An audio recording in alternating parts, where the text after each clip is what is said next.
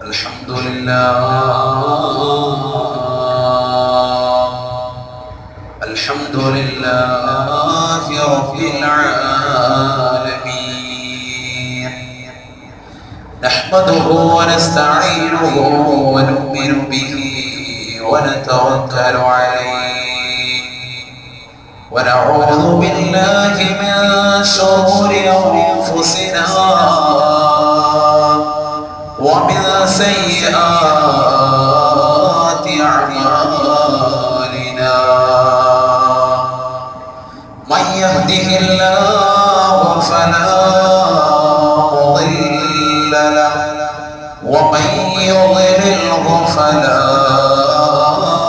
هادي له ونشهد أن لا إله إلا الله وحده لا شريك له ونشهد أن سيدنا ونبينا محمدا عبده ورسوله أرسله بالهدى ودين الحق ليظهره على الدين كله ولو كره المشركون أما بعد فأعوذ بالله من الشيطان الرجيم بسم الله الرحمن الرحيم ولتكن منكم أمة يدعون إلى الخير ويأمرون بالمعروف وينهون عن المنكر وأولئك هم المفلحون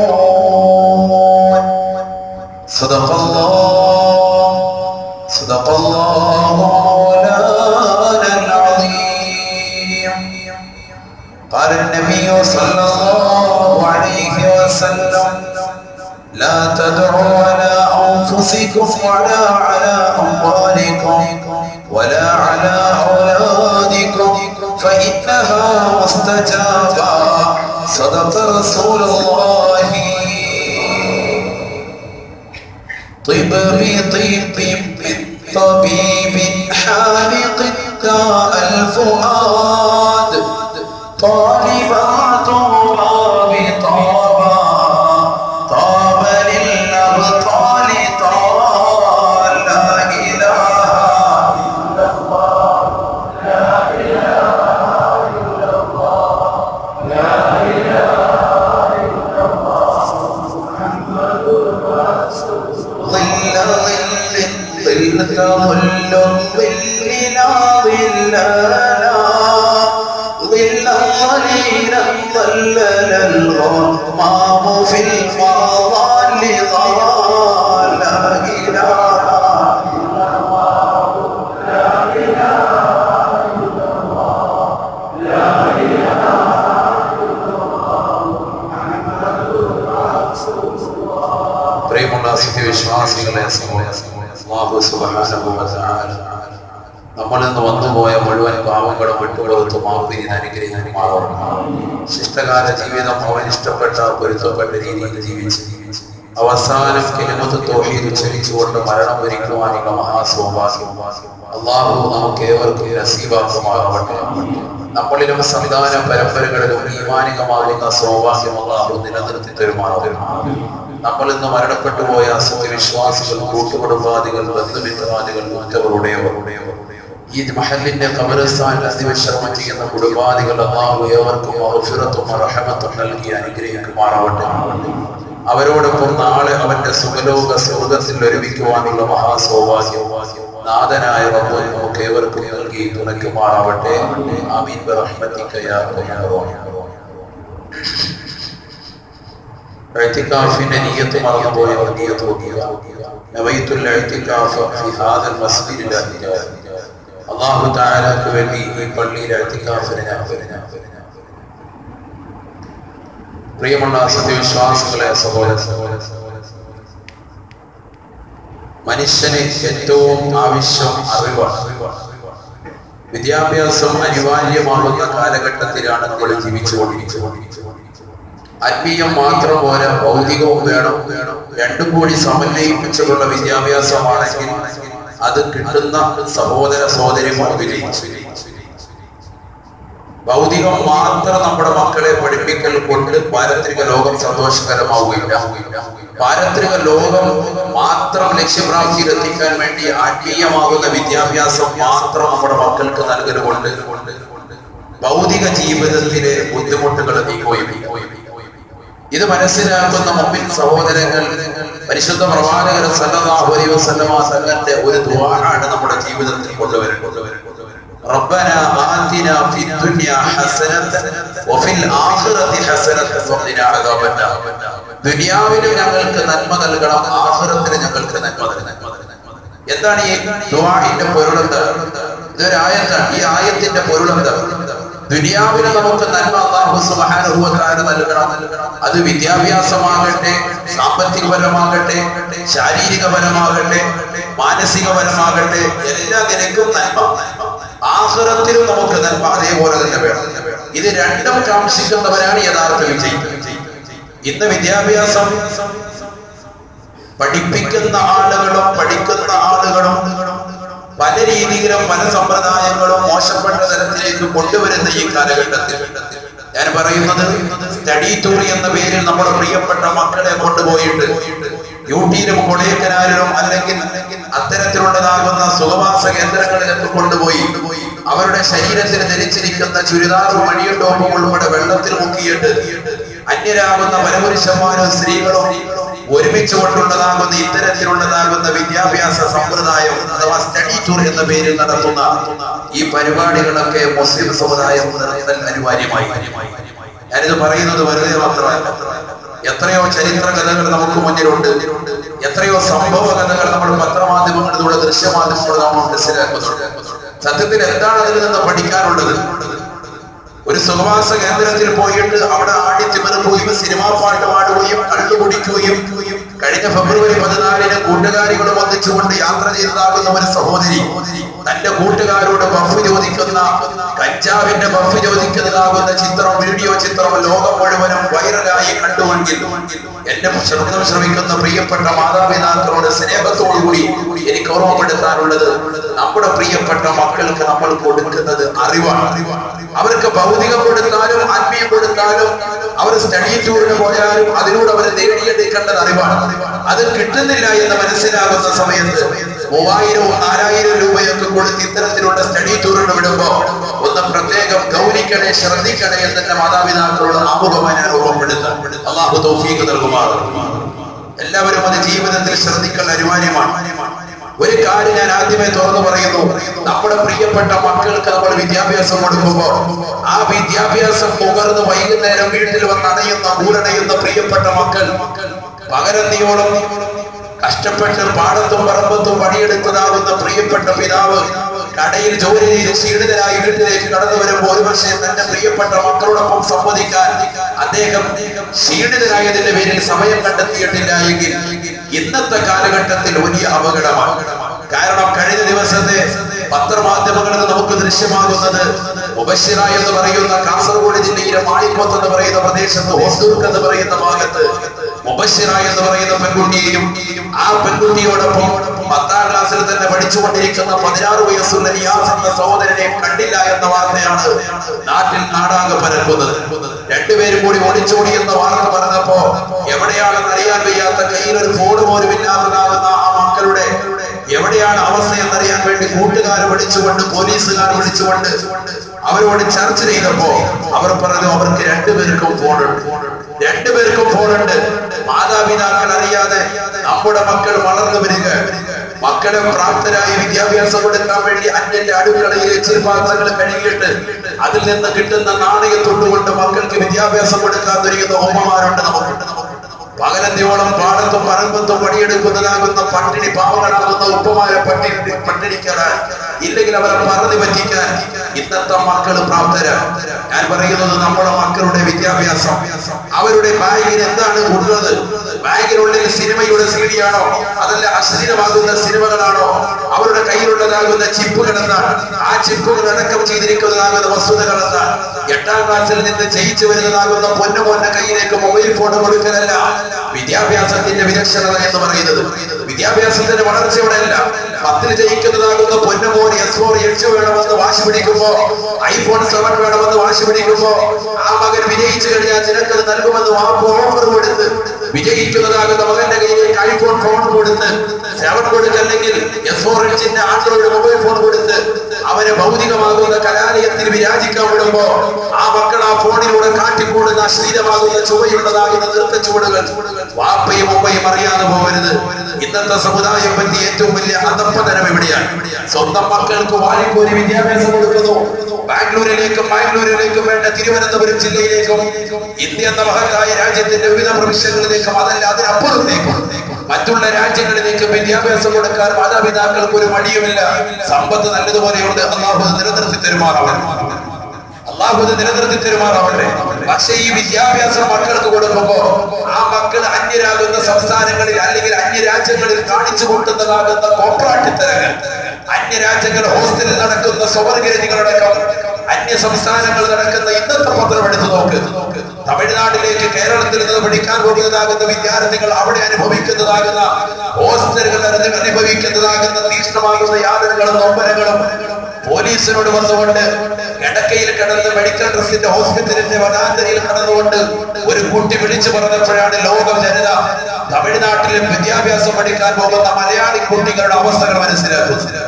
നമ്മൾ പലരും അത് ചിന്തിക്കുന്നില്ല. അവിടെ നടക്കുന്ന റാഗിങ്, ഇപ്പൊ തൃശ്ശൂര് തന്നെ സാശ്രയ കോളേജിൽ നടന്നതെന്താണ്? ജിഷ്ണു എന്ന് പറയുന്നതാകുന്ന കുട്ടി ആത്മഹത്യയിലേക്ക് എത്തിച്ചത് എന്താണ്? അതേ കുട്ടിയുടെ ആത്മഹത്യാ കുറിപ്പിൽ നിന്ന് കണ്ടെടുത്തത് എനിക്കിനിയും ജീവിക്കണം, എനിക്ക് വലിയവനാകണം, എനിക്ക് പഠിച്ചൊരു ഡോക്ടർ ആകണം, എനിക്കൊരു പഠിച്ച് നല്ലൊരു എഞ്ചിനീയർ ആകണം എന്നുള്ള മോഹമുള്ള ആ പാവപ്പെട്ടതാകുന്ന കുട്ടിയെ മരണത്തിലേക്ക് വഴിതിരിച്ചു വിടുന്നത് എവിടെയാണ്? മോശപ്പെട്ടതാകുന്ന തലത്തിലേക്ക്, തന്റെ ലൈംഗിക ചുവയുള്ളതാകുന്ന അവസ്ഥയിലേക്ക് കൂട്ടുകാർ നിർബന്ധിക്കുമ്പോ, ലൈംഗിക അരാജകത്വങ്ങൾ ഹോസ്റ്റലിൽ നടമാടുമ്പോ അതിനുവേണ്ടി വാർഡർമാരും പഠിപ്പിക്കുന്ന ടീച്ചർമാരും അധ്യാപകരും ഉൾപ്പെടെ അതിനുവേണ്ടി പിന്തുണ വെക്കുന്ന ഈ കാലഘട്ടത്തിൽ നമ്മുടെ പ്രിയപ്പെട്ട മക്കൾക്ക് കൊടുക്കുന്ന വിദ്യാഭ്യാസം അത് ധാർമ്മികമാണോ എന്ന് ഓരോരുത്തരും ഉറപ്പുവരുത്തൽ അനിവാര്യമാണ്. ആ മക്കൾ പഠിക്കുന്നതാകുന്ന കലാലയങ്ങൾ, ആ കലാലയത്തിന്റെ മുറ്റം, അതിന്റെ അന്തരീക്ഷം, അതിന്റെ ചുറ്റുപാട്, ഓരോ കലാലയത്തിൽ നിന്ന് 100 മീറ്റർ വരെ അല്ലെങ്കിൽ 500 മീറ്റർ ദൂരെ മാത്രമേ ലഹരി പദാർത്ഥങ്ങൾ ഉപയോഗിക്കാൻ പാടുള്ളൂ എന്ന് ഗവൺമെന്റ് പറയുമ്പോഴും ആ മക്കളുടെ കയ്യിലേക്ക് പാൽവരാകും ഗവൺമെന്റ് നിരോധിച്ച പുകയിലും ഉൽപ്പന്നങ്ങളും എങ്ങനെയാണ് എത്തിപ്പെടുന്നത് എന്നുള്ള കാര്യം എന്റെ പ്രിയപ്പെട്ട മാതാപിതാക്കൾ, എന്റെ പ്രിയപ്പെട്ട ഉമ്മമാര് ശ്രദ്ധിച്ചിട്ടുണ്ടോ? അവിടെ ശ്രദ്ധിക്കണം. നബിയുനാ റസൂലുള്ളാഹി സ്വല്ലല്ലാഹു അലൈഹി വസല്ലം തങ്ങൾ ഒരു ചെറുപ്പക്കാരന്റെ കയ്യിൽ കാണുകയാണ് ഒരു സ്വർണത്തിന്റെ മോതിരം. സ്വർണത്തിന്റെ മോതിരം കാണുക. മക്കളുടെ കയ്യിൽ കഴുത്തിൽ ചങ്ങലകൾ കാണുമ്പോ, മക്കളുടെ കാതിൽ കഴുത്തിനിട്ട് കാണുമ്പോ, മക്കളുടെ മൂക്കിലേക്ക് റിങ് പതിപ്പിച്ചത് കാണുമ്പോ, പിരികപ്പൊടിയിൽ റിങ് തൂക്കിയിട്ടിട്ട് കാണുമ്പോ മക്കൾക്ക് കൈകൊടുത്ത് ഇത് കൊള്ളാമെന്ന് പറയുന്നതിന് പകരം മക്കളെ അതിൽ നിന്ന് വലിച്ചൂരിയിട്ട് ഇത് പാടില്ല എന്ന് പഠിപ്പിക്കാൻ ഒരു ബുദ്ധി നമ്മുടെ പ്രിയപ്പെട്ട ഉപ്പമാർക്ക് ഇല്ലാതെ പോയി എന്നുള്ളതാണ് വസ്തുത. മക്കൾ മുടി നീട്ടി വളർത്തുന്നു. സിനിമാ നടന്മാരെയും നടിമാരെയും അംഗീകരിച്ചുകൊണ്ട് നമ്മുടെ സഹോദരിമാരെ പിരികപ്പെടുകയും ചെയ്യുന്നു. ഇതൊക്കെ ഇസ്ലാം അംഗീകരിച്ചതാണോ? ഇസ്ലാം അംഗീകരിച്ചതാണോ? പരിശുദ്ധ ശരീഅത്ത് അംഗീകരിച്ചതാണോ? എന്തുകൊണ്ട് നമ്മുടെ പ്രിയപ്പെട്ട മാതാപിതാക്കൾ ഇതൊന്നും ശ്രദ്ധിക്കുന്നില്ല? നബി സല്ലല്ലാഹു അലൈഹി വസല്ലം തങ്ങൾ ആ സഹോദരന്റെ കയ്യിൽ കിടന്ന സ്വർണത്തിന്റെ മോതിരം വലിച്ചൂരി, അല്ലാഹുവിന്റെ റസൂൽ അതെടുത്ത് വലിച്ചു ദൂരേക്ക്. ഹദീസ് അങ്ങനെ തന്നെയാണ്. അല്ലാഹുവിന്റെ റസൂൽ ആ സ്വർണം എടുത്ത് ദൂരേക്ക് വലിച്ചെറിഞ്ഞു. സ്വർണത്തിന്റെ മോതിരം, വെള്ളിയുടെ മോതിരം ഒന്നിലധികം അണിയുന്ന ആളുകൾ ശ്രദ്ധിക്കട്ടെ, പരിശുദ്ധ ശരീഅത്തിനെതിരാണ്. 10 പേരിൽ 50 മോതിരം ഇട്ടുകൊണ്ട് പച്ച പൊതിച്ചുകൊണ്ട് മഖബറകൾ വിലാസിക്കുന്നതല്ല സൂഫിസം എന്ന് പറയുന്നത്. ലോകം കണ്ട ഏറ്റവും വലിയ സൂഫി വ്യക്തിത്വം അഷ്റഫുൽ മുഹമ്മദ് മുസ്തഫ സല്ലല്ലാഹു അലൈഹി വസല്ലം തങ്ങളാണ്. ആ പ്രവാചക മുഹമ്മദ് സല്ലല്ലാഹു അലൈഹി വസല്ലം തങ്ങൾ അവിടുത്തെ കൈവരിൽ ഒറ്റ മോതിരമേ ഒരു സമയത്ത് ധരിച്ചിരുന്നു എന്നുള്ള വസ്തുത മുസ്ലിമീങ്ങളാകുന്ന നമ്മൾ പഠിക്കൽ അനിവാര്യമാണ്. ഒരു വ്യക്തിക്ക് ഒന്നിലധികം മോതിരമുണ്ടെങ്കിൽ ഒരേ സമയത്ത് അണിയാൻ പാടില്ല. ഒന്നിലധികം മോതിരം വെള്ളി മോതിരമാണ് എങ്കിൽ ആ മോതിരത്തിൽ ഒന്ന് മാത്രമാണ് ഒരു സമയത്ത് അണിയുക. ഒന്നിലധികം മോതിരങ്ങൾ ഒരേ സമയത്ത് അണിയാൻ പാടില്ല എന്ന് പഠിപ്പിച്ച പ്രവാചകന്റെ അനുയായികൾ 20ഉം 10ഉം മോതിരം ഇട്ടുകൊണ്ട് കൈവെള്ളയിട്ട് അമ്മാനമാടിക്കൊണ്ട് മക്ബറകളിൽ ഇരുന്നു കൊണ്ട് മയിലും മയിൽപ്പീലി എടുത്തു വെച്ചുകൊണ്ട് സഹോദരിമാരുടെ തലയിലേക്ക് അടിച്ച് നജീസാകുന്ന മയിൽപ്പീലി സഹോദരിമാര് തലയിലെ തട്ടം മാറി മാറ്റിയിട്ട് അടിവെറുമ്പോ ഇതൊക്കെ പരിശുദ്ധ ശരീഅത്ത് അംഗീകരിച്ചതാണോ എന്നുകൂടി പഠന വിധേയമാകും. ഹറാമാകുന്ന ചെയ്തികളിലെ ഇത് സിയാറത്തിനെ എതിർക്കുകയല്ല, പുണ്യമുള്ളതാണ്, മഹത്വമുള്ളതാണ്. പക്ഷെ പോകേണ്ട നിലയ്ക്ക് പോവുകയും അവിടെ ചെയ്യാൻ പറഞ്ഞ കാര്യങ്ങൾ ചെയ്യുകയല്ലാതെ അനാചാരങ്ങൾ ജീവിതത്തിലേക്ക് കൊണ്ടുവന്ന് നമ്മുടെ സഹോദരിമാർ ഇത്തരത്തിലുള്ളതാകുന്ന മോശപ്പെട്ട സംവിധാനത്തിലേക്ക് എത്താൻ പാടില്ല എന്നാണ് ഞാൻ നിങ്ങളുടെ മുന്നിൽ ഓർമ്മപ്പെടുത്തിയത്. ആ ചെറുപ്പക്കാരന്റെ കയ്യിൽ നിന്ന് മോതിരം വലിച്ചൂരി വിധങ്ങളുടെ തട്ടം കൊണ്ട് നടന്നുപോയി. അല്ലാഹുവിന്റെ റസൂൽ എന്നിട്ട് ഒരു വാക്കും പറഞ്ഞു,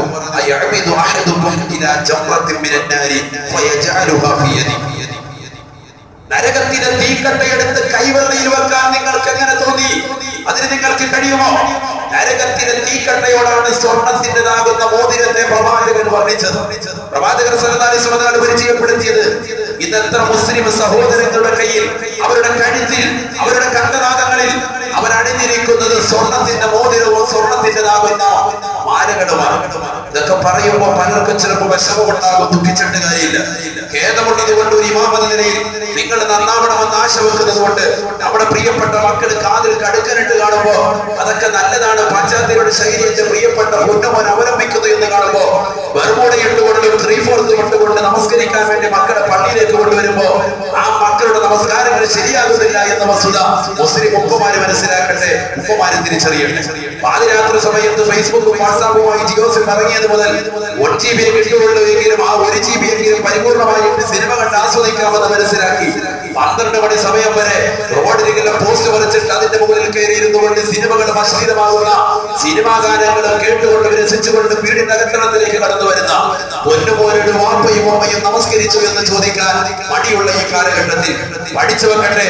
അവരുടെ കഴുത്തിലും അവരുടെ കൈകാലുകളുള്ള വൈകൃതങ്ങളാകുന്ന ഇസ്ലാമിക വൈകല്യങ്ങൾ സംഭവിക്കുമ്പോ അത് പാടില്ല പൊന്നുപോലെ എന്ന് പഠിപ്പിക്കാൻ എവിടെ നമ്മുടെ പ്രിയപ്പെട്ട മാതാപിതാക്കൾ ധാർമ്മികമായ ഉത്തരവാദിത്തമില്ല. ഉസ്താദുമാർ വാദങ്ങൾ പള്ളിയിൽ നിന്ന് പറയുന്നു, മഹല്ലത്തുകളിൽ നിന്ന് ഉത്ബോധനം നടത്തുന്നു. പക്ഷെ ഇത് കേൾക്കാൻ നമ്മുടെ മക്കൾ വൈകിയാണ് വരുന്നത്. ജുമുഅയ്ക്ക് പോലും കൃത്യമായി നേരത്തെ വന്ന് ഒരു സൂറത്തുൽ കഹ്ഫ് ഓതി 10 സ്വലാത്ത് നബി തങ്ങളുടെ പേര് ചൊല്ലി ആ ജുമുഅ കഴിഞ്ഞ പരസ്പരം മുസാഫഹ ചെയ്ത് മുആനക ചെയ്ത് പിരിയേണ്ട മുസൽമാൻ വൈകി വന്നുകൊണ്ട് ജുമുഅ ജമാഅത്തുകൾക്ക് പങ്കെടുക്കുന്നവരൊക്കെ എവിടെയാണ് ഈ ആത്മീയമാകുന്ന അറിവ് കിട്ടുന്നത്? അതുകൊണ്ട് നേരത്തെ വന്ന എന്റെ പ്രിയപ്പെട്ട മാതാപിതാക്കൾ ശ്രദ്ധിക്കട്ടെ, മക്കൾക്ക് വിദ്യാഭ്യാസം കൊടുക്കണം. ആ മക്കളുടെ കൈകാലുകൾ അണിഞ്ഞിരിക്കുന്നതാകുന്ന ആഭരണങ്ങൾ, അലങ്കാര പ്രൗഢികൾ കാണിക്കുന്ന വസ്ത്രങ്ങൾ, അവരുടെ തലയിൽ തൊപ്പി ധരിക്കാതെയുള്ളതാകുന്ന മുടിയുള്ള ഇത്തരത്തിൽ നീട്ടി വളർത്തുകൾ, അവർ താടി വളർത്തിയെന്ന പ്രവാചകന്റെ സുന്നത്ത് പിൻപറ്റിയിട്ടാണെങ്കിലും ഒക്കെ അതല്ല ഒരു സിനിമാ നടന്റെ പിൻപറ്റലാണ് എങ്കിൽ അത് പറഞ്ഞു മനസ്സിലാക്കിയിട്ട് പരിശുദ്ധ ശരീഅത്ത് അംഗീകരിച്ചുകൊണ്ട് ജീവിക്കാൻ പൊന്നു മക്കളോട് നിർബന്ധിക്കൽ അനിവാര്യമാണ്. സല്ലല്ലാഹു അലൈഹി വസല്ലം തങ്ങൾ മോതിരം ഊരി വലിച്ചെറിഞ്ഞിട്ട് നടന്നു. നരകത്തിന്റെ തീക്കട്ടയെടുത്താണ് നിന്റെ കയ്യിൽ വെച്ചിരിക്കുന്നത് പ്രവാചകൻ പറഞ്ഞിട്ട് റസൂലുള്ള എടുത്ത് വലിച്ചു ദൂരം എടുത്തിട്ട് പോയപ്പോ അല്ലാഹുവിന്റെ റസൂൽ സല്ലല്ലാഹു അലൈഹി വസല്ലം തങ്ങൾ പോയി കഴിഞ്ഞപ്പോ ആരോ ഒരു വ്യക്തി അദ്ദേഹത്തോട് പറഞ്ഞു, നിന്റെ മോതിരം എടുത്ത് പിടിക്കും, എന്നിട്ട് അതുകൊണ്ടൊന്ന് വിറ്റിട്ട് അതിന്റെ പൈസ നിനക്ക് എടുത്തു കൊടുത്തു. അല്ലാഹുവിന്റെ റസൂൽ ധരിക്കണ്ടെന്നല്ലേ പറഞ്ഞത്? ധരിക്കേണ്ടതില്ല, നീ ആ സ്വർണം എടുത്തിട്ട് അത് വിറ്റിട്ട് അതിന്റെ പൈസ കൊണ്ട് നീ ഉപയോഗിക്കും. ഉടനെ മഹാനവരുകളെ പറഞ്ഞത് എന്താ? ആ കുട്ടിക്ക് മനസ്സിലായി പ്രവാചകൻ എത്രത്തോളം ദേഷ്യത്തിനെന്ന് പറഞ്ഞിട്ടുണ്ട് എങ്കിൽ ഇനി ഞാനത് എടുക്കാൻ പാടില്ല. അദ്ദേഹം പറഞ്ഞു, ഞാനത് എടുക്കൂല. ഇതൊരു സാധാരണ മനുഷ്യനല്ല, എന്റെ കയ്യിൽ നിന്ന് വലിച്ചെറിഞ്ഞത് ലോകത്തിന്റെ നായകനായ അഷ്റഫുൽ മുഹമ്മദ് മുസ്തഫ സല്ലല്ലാഹു അലൈഹി വസല്ലം തങ്ങളാണ് ഇത് വലിച്ചെറിഞ്ഞത്. അതുകൊണ്ട് അത് എന്റെ കയ്യിലേക്ക് ഇനി എടുക്കുന്നതില്ല എന്ന് പറഞ്ഞുകൊണ്ട് ജീവിതത്തിൽ സൽപാതാവിലേക്ക് തിരിഞ്ഞു നടന്ന മഹത്തുക്കൾ പോലും നമുക്കുണ്ട്. അറിയുമോ നിങ്ങൾക്ക്? സല്ലല്ലാഹു അലൈഹി വസല്ലം തങ്ങളുടെ പ്രിയപ്പെട്ട ഭാര്യയാണ് ഹഫ്സ ബീവി റളിയല്ലാഹു അൻഹ. ആരാണ് ഹഫ്സ ബീവി? ഉമർ ഇബ്നുൽ ഖത്താബ് റളിയല്ലാഹു അൻഹുവിന്റെ മകളാണ്. ആ ഹഫ്സ ബീവിയുടെ ഭാര്യയാകുന്ന ഹഫ്സയോട് ആ ഭാര്യയുടെ ആങ്ങളെയാകുന്ന ഉമർ ഇബ്നുൽ ഖത്താബ് തങ്ങളുടെ മകനാകുന്ന അബ്ദുല്ലാഹി ഇബ്നു ഉമർ റളിയല്ലാഹു അൻഹുവിനെ കുറിച്ച് റസൂലുള്ളാഹി സ്വല്ലല്ലാഹു അലൈഹി വസല്ലം അവരുടെ പെങ്ങളാകുന്ന ഹഫ്സ ബീവിയാകുന്ന ഭാര്യയോട് പറഞ്ഞു, നിഅമൽ അബ്ദു അഖൂക അബ്ദുല്ലാഹ്, എത്ര നല്ല മനുഷ്യനാണ് നിന്റെ സഹോദരനാകുന്ന അബ്ദുല്ലാഹ്. തഹജ്ജുദ് നമസ്കരിച്ചിരുന്നെങ്കിൽ അവരെക്കാൾ ഉത്തമം മറ്റൊരു മനുഷ്യരില്ല. ഞാൻ സൈക്കോളജിക്കലായിട്ടുള്ള പഠിപ്പിക്കുന്നത്. നമ്മളൊക്കെ സൈക്കോളജിസ്റ്റിന്റെ അടുക്കളയിൽ ബോർഡ് കാണും. സ്കൂൾ അടയ്ക്കുമ്പോൾ മക്കളെ ഒരു മാസം പഠിപ്പിക്കാം 25,000 40,000 ഒക്കെ ഫീസ് കൊടുത്തിട്ട് അവരെടുത്തുകൾ കൊണ്ടുപോയി നിർത്തിയിരിക്കണം. സത്യത്തിൽ അവരെവിടെ നിന്നാണ് ഇത് അവലംബിച്ചത്? ഇത് പരിശുദ്ധ ശരീഅത്തിൽ നിന്നാണ്. ഇത് പ്രവാചകർ സല്ലല്ലാഹു അലൈഹി വസല്ലം തങ്ങളുടെ ഹദീസുകൾ വ്യക്തമായ രീതിയിൽ തർജ്ജമ ചെയ്ത് പ്രവാചകൻ ഓരോരുത്തരോടും സമീപിച്ച രീതികളിൽ നിന്നാണ് സൈക്കോളജിസ്റ്റുകൾ അവർ ഈ സൈക്കോളജിക്കലായിട്ട് മനഃശാസ്ത്രപരമായിട്ട് ജനങ്ങളെ നന്നാക്കി എടുക്കുന്നത്. ഇത് നമ്മൾ പഠിക്കാൻ തയ്യാറാണ്. റസൂൽ എന്ന സ്വന്തം ആങ്ങളോട് പറയുന്നു, പെങ്ങളോട് പറയുന്നു, പെങ്ങള് സ്വന്തം ഭാര്യ, ആ ഭാര്യയോട് പറയുന്നത് നിന്റെ ആങ്ങള എത്ര നല്ല മനുഷ്യരാണ്. കാരണം എന്താ?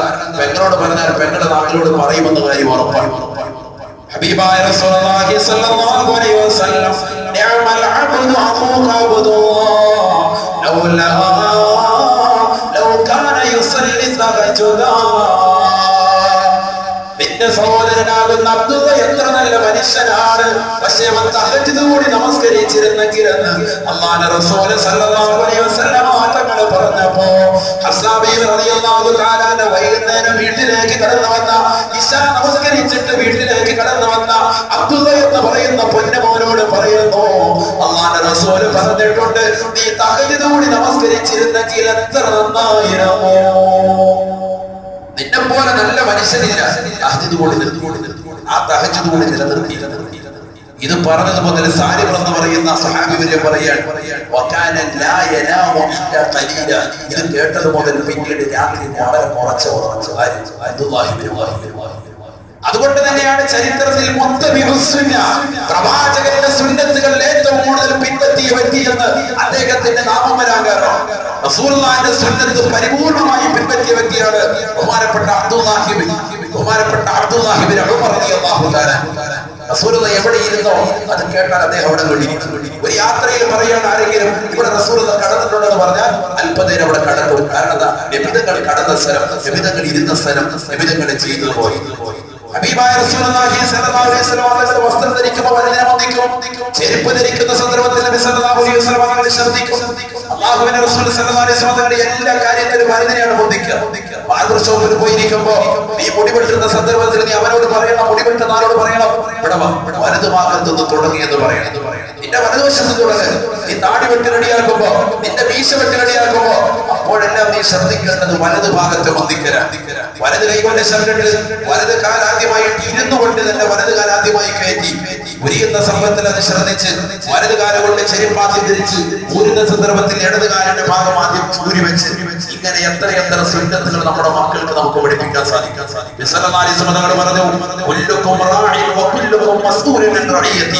നിങ്ങളൊക്കെ ഓരോരുത്തരും ഭരണീയരാണ്. നിങ്ങൾ ഓരോരുത്തരും ഭരണാധികാരികളാണ്. നിങ്ങളുടെ ഭരണീയരാകുന്ന ആളുകളെ സംബന്ധിച്ച്, നിങ്ങളുടെ വീട്ടിലുള്ളതാകുന്ന മക്കളെ സംബന്ധിച്ച് മാതാപിതാക്കളുടെ ചോദ്യം ചോദിക്കുമെന്ന് നബിയുനാ റസൂലുള്ളാഹി സ്വല്ലല്ലാഹു അലൈഹി വസല്ലം. മക്കളെ വളർത്തി അവർക്ക് ഭക്ഷണം നൽകി പാർപ്പിട സൗകര്യം കൊടുത്ത് വിദ്യാഭ്യാസം കൊടുത്ത് കെട്ടിച്ചയക്കൽ മാത്രമല്ല വേണ്ടുന്നത്. ആ മക്കളെ പഠിപ്പിക്കുന്നതിനും അവർക്ക് വിദ്യാഭ്യാസം കൊടുക്കുന്നതിനും അവരുടെ ജീവിത നിലവാരം മെച്ചപ്പെടുത്തുന്നതിനും എപ്പോഴും മൂല്യനിർണ്ണയം നടത്തൽ അനിവാര്യമാണ്. Continue evolution. എപ്പോഴും ആ മക്കളോടൊപ്പം നീ ഉണ്ടാവണം, മക്കളോടൊപ്പം ഉണ്ടാകണം. 20 കൊല്ലം ഗൾഫിൽ പോയിട്ട് പ്രവാസ ജീവിതം നയിച്ചിട്ട് നാട്ടിൽ വന്ന ഉസ്താദ് ഇവന്റെ തലയ്ക്ക് പിടിച്ചൊന്ന് മന്ത്രിച്ച് ഊര് എന്ന് പറഞ്ഞത് കൊണ്ട് കാര്യമില്ല. ഇവരൊരു മുട്ട മന്ത്രിച്ചൊന്ന് കൊടുക്കണമെന്ന് പറഞ്ഞിട്ട് കാര്യമില്ല. ആ മുട്ട അടിച്ച് കലക്കിയിട്ട് അവന്റെ വായിലോട്ട് ഒഴിച്ചു കൊടുത്താൽ മക്കൾ നന്നാവും. ഞാൻ പറയുന്നത് ആ മക്കൾക്ക് കൊടുക്കേണ്ട സമയത്തുള്ള വിദ്യാഭ്യാസം നീ കൊടുത്തില്ല. നീ കൊടുത്തത് പ്രവാസ ലോകത്ത് കൊടുത്തത് ഡ്രാഫ്റ്റ് അയച്ച് പണം അയച്ചു എന്നുള്ളത് മാത്രമാണ്. ആ മക്കൾക്ക് കൃത്യമായി നാട്ടിൽ നിന്നുകൊണ്ട് മക്കൾക്ക് പഠിപ്പിക്കേണ്ട സമയത്ത് യുവത്വ കാലഘട്ടത്തിൽ അവരുടെ കൂടെ നിന്ന് പഠിക്കുന്നുണ്ടോ എന്ന കാര്യം നീ നോക്കിയിട്ടില്ല. ഇവിടെയാണ് പ്രശ്നം. ഭാര്യ വിളിച്ചിട്ട് നീ എന്ന കാര്യം നോക്കിക്കോ എന്ന് പറയുന്നൊരു കാര്യമില്ല. മക്കള് കൃത്യമായി പഠിക്കുന്നുണ്ടോ?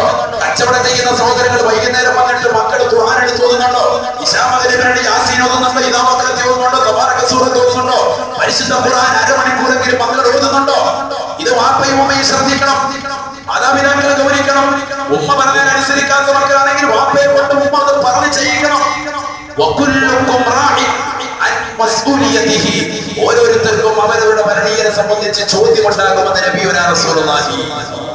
കുല്ലുക്കും മസ്ഊലുൻ അൻ റഇയതി ശഫീഉനാ റസൂലുള്ളാഹി. അല്ലാഹു മനസ്സിലാക്കാൻ തൗഫീഖ് നൽകട്ടെ.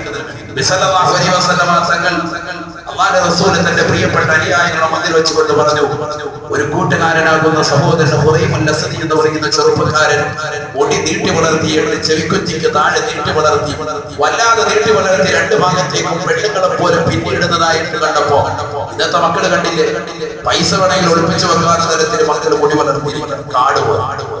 ഉമ്മയും വാപ്പയും പണ്ട് പൈസ ഒളിപ്പിച്ചു വെച്ചിരുന്നത് വാപ്പയുടെ പേഴ്സിലാണ് എങ്കിൽ, ഉമ്മ അവരുടെ അരിപ്പട്ടിയിലാണ് എങ്കിൽ, ഇന്ന് മക്കളുടെ മുടിയിടയിൽ തന്നെ ഉമ്മാക്കും വാപ്പാക്കും മക്കൾ അറിയാൻ തന്നെ ഒളിപ്പിച്ചു വെക്കാം. കാരണം ജീവിതത്തിൽ ഒരിക്കൽ പോലും അവർ തലനനച്ച് കുളിച്ചിട്ടുണ്ടാവില്ല, ജീവിതത്തിൽ ഒരിക്കൽ പോലും ആ മുടി പരിപൂർണമായിട്ടൊന്ന് വെട്ടി റെഡിയാക്കിയിട്ടുണ്ടാവില്ല. അത്രത്തോളം കാട് പോലെ വളർത്തി പേര് പിടിപ്പിച്ചുകൊണ്ട് മക്കൾ നടക്കുന്ന സ്പൈക്ക് ചെയ്തുകൊണ്ട് നടക്കുന്ന ഈ കാലഘട്ടത്തിൽ നിർബന്ധമായിട്ടും റസൂലുള്ളാഹി സ്വല്ലല്ലാഹി അലൈഹി വസല്ലമയുടെ ഈ ചരിത്രം നമ്മൾ പഠിക്കണം. ചില മക്കൾ ഒരു വർഷം പറഞ്ഞാൽ കേൾക്കൂല. അപ്പൊ ആ മക്കളെ കുറിച്ച് വാപ്പ വീട്ടിൽ നിന്ന് പറയണം, എന്റെ പൊന്നുപോലെ ശുക്കൂർ എത്ര നല്ലവനാണ്, അവൻ ആ മുടിയൊന്ന് വെട്ടിയൊന്ന് റെഡിയാക്കി നടന്നിരുന്നെങ്കിൽ എത്ര നന്നായിരുന്നു എന്ന് വാപ്പ പറഞ്ഞ് മക്കൾ നന്നാകും. അതാണ് പോസിറ്റീവ് സ്ട്രോക്ക് എന്ന് പറയുന്നത്. മക്കളെ 10 പേരുടെ മുന്നിൽ വിളിച്ചിരുന്ന് നിർത്തിയിട്ട് ആരെങ്കിലും ഉസ്താദുമാർ ഒരു വാതിന് മജ്‌ലിസിൽ വരുമ്പോ അവരെ മുന്നിൽ നിർത്തിയിട്ട്, ഉസ്താദ് ഇവൻ ഒരു വിദ്യാഭ്യാസം പഠിക്കത്തില്ല, ഇവൻ വിവരമില്ലാത്തവനാണ് എന്ന് ഉസ്താദുമാരുടെ മുന്നിൽ വെച്ചുകൊണ്ട് മക്കളെ താഴടിച്ച് പറയുന്ന എത്ര ഉമ്മമാരെ എനിക്കറിയാം, എത്ര സഹോദരങ്ങൾ അറിയാം. അല്ലാഹു അവർക്ക് അറിവ് കൊടുത്ത് അനുഗ്രഹിക്കുമാറാകട്ടെ. ഒരിക്കലും പറയാൻ പാടില്ല, നമ്മുടെ മക്കളാണ്, നമ്മുടെ രക്തമാണ് അവര്. വാപ്പ എന്ന് പറയുന്നതാകുന്ന കച്ചവടക്കാരനാകുന്ന നീ നിന്റെ പ്രിയപ്പെട്ട പൊന്നമോൻ എഞ്ചിനീയർ എന്ന വിദ്യാഭ്യാസം കൊടുക്കുമ്പോ ആ മക്കൾ കൊടുക്കുന്ന വിദ്യാഭ്യാസത്തിന് പരിപൂർണമായി നല്ല ദുആഇന്റെ പിൻബലം നീ കൊടുക്കണം. അല്ലാതെ മക്കളുടെ ജനങ്ങളുടെ മുന്നിൽ താറടിച്ച് ഉസ്താദുമാരുടെ മുന്നിൽ താറടിച്ച് ഒരിക്കലും നീ സംസാരിക്കാൻ പാടില്ല. അല്ലെങ്കിൽ ഉസ്താദിന്റെ മുന്നിൽ നേരത്തെ ചെവിയിൽ പറയണം, ഉസ്താദെ എന്റെ മകന് വിവരക്കുറവ്, എന്തെങ്കിലും ഒരു ദുആ പഠിപ്പിക്കണം, എന്തെങ്കിലും ഒരു ദിക്ർ പറഞ്ഞു. അതാണ് ചെയ്യേണ്ട രീതി. അല്ലാതെ മക്കളുടെ മുന്നിൽ പരസ്യമായിട്ട് ഒരിക്കലും ചെയ്യാൻ പാടില്ല.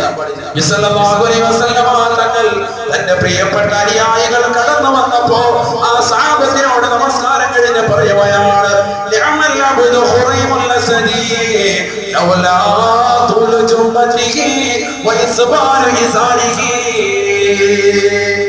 എത്ര നല്ല മനുഷ്യനാണ് എന്ന കൂട്ടുകാരൻ സഹോദരൻ, എത്ര നല്ല കുട്ടിയാണ്, എത്ര നല്ല ചെറുപ്പക്കാരനാണ്.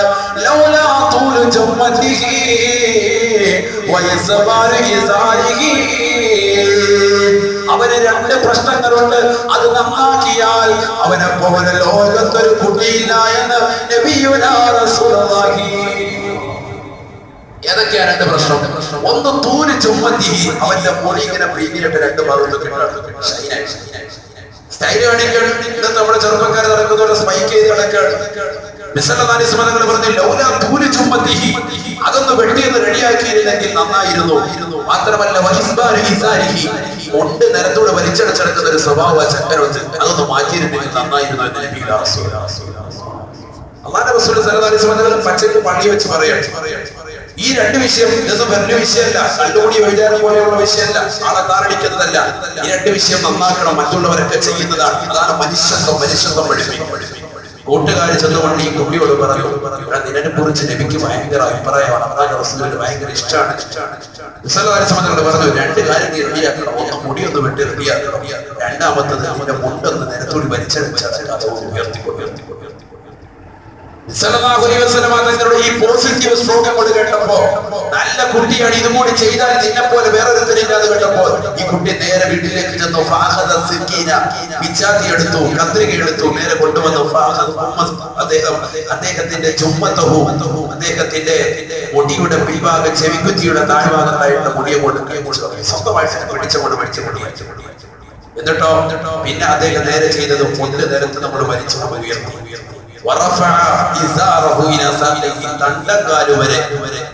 ഒട്ടിന്റെ അടുത്ത് വരെ അദ്ദേഹം കൊണ്ട് കയറ്റി നല്ല റാഹത്തായി കൊടുത്തു. മരണം വരെയും അദ്ദേഹം അതുപോലെയാണ് ചെയ്തിരുന്നതെന്ന് ഞാനിത് പറയുന്നത് സ്വർഗത്തിന്റെ വാതാരങ്ങൾ മക്കളിലേക്ക് തുറക്കപ്പെടാൻ മാതാപിതാക്കൾ നിമിത്തമാണ്.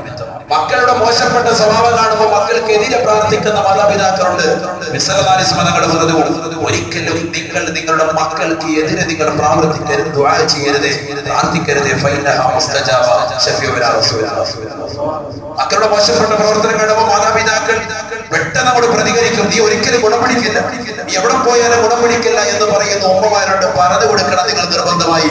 ഒരിക്കലും മക്കൾക്കെതിരെ നിങ്ങൾ പ്രാർത്ഥിക്കരുത്. ആരാണിത് പറഞ്ഞിട്ടുള്ളത്? നബിയുനാ റസൂലുള്ളാഹി.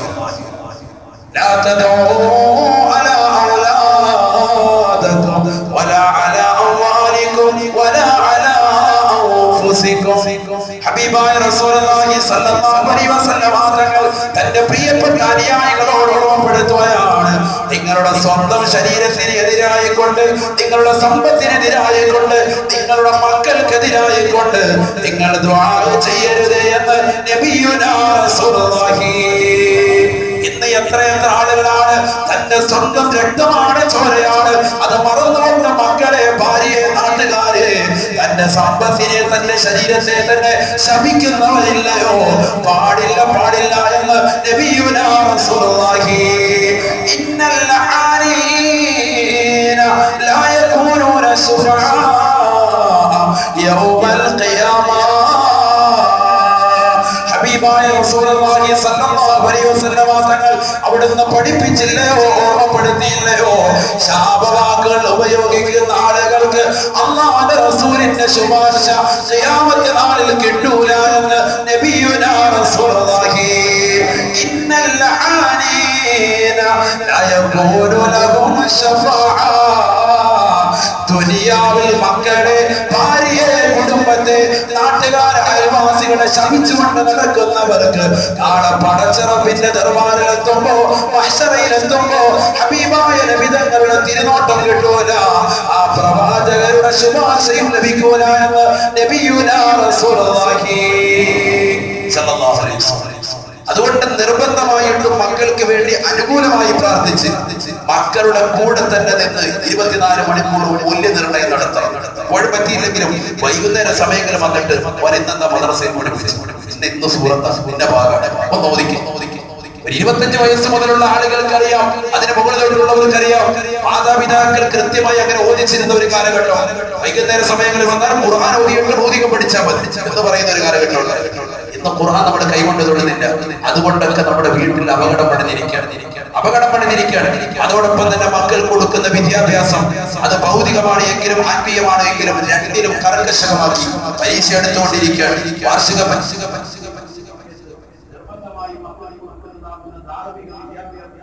പരിപൂർണമായി ശ്രദ്ധ ലഭിക്കണം. അല്ലാഹു തൗഫീഖ് നൽകി അനുഗ്രഹിക്കുമാറാകട്ടെ. അല്ലാഹു ആത്മീയമാകുന്ന പുരോഗതി ഇവിടെവരെ അല്ലാഹു നൽകി അനുഗ്രഹിക്കുമാറാകട്ടെ. ഉത്തുംഗമൂലയിലേക്ക് എത്തിക്കുന്ന യഥാർത്ഥ മുസ്ലിമീങ്ങളായി, മുത്തഖീങ്ങളായി പടച്ചറപ്പ് നമ്മളെ ഖബൂലാക്കുമാറാവട്ടെ. വആഖിറു ദഅവതി അൽഹംദുലില്ലാഹി റബ്ബിൽ ആലമീൻ. അസ്സലാമു അലൈക്കും വറഹ്മത്തുള്ളാഹി വബറകാതുഹു.